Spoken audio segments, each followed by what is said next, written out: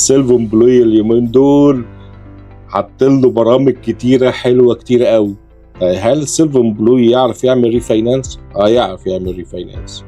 هل السيلف امبلوي يعرف ياخد هيلاك؟ يعرف ياخد هيلاك.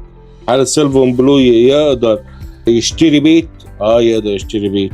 يقدر يشتري تاني بيت وتالت بيت ورابع بيت، يقدر يعمل ده كله. ليه بقى؟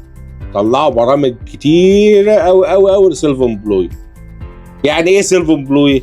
واحد شغال عند نفسه، يا اما بقى يكون عنده بيزنس يا اما بياخد 1099. ده السيلف امبلوي. ايه بقى البرامج عم جورج؟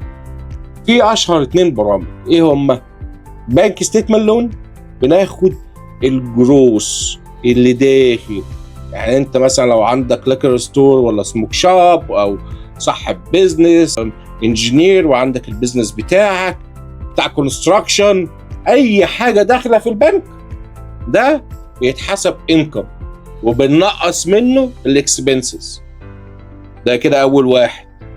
طب بتاع 1099 واحد شغال اوبر، شغال في شركه كونستراكشن بس بيديله 1099. واحد دكتور، في دكاتره كتيره بياخدوا 1099. في حاجات كتيره.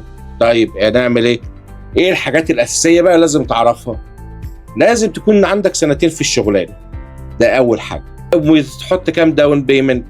الداون بيمنت بيتحط من 10 ل 20%.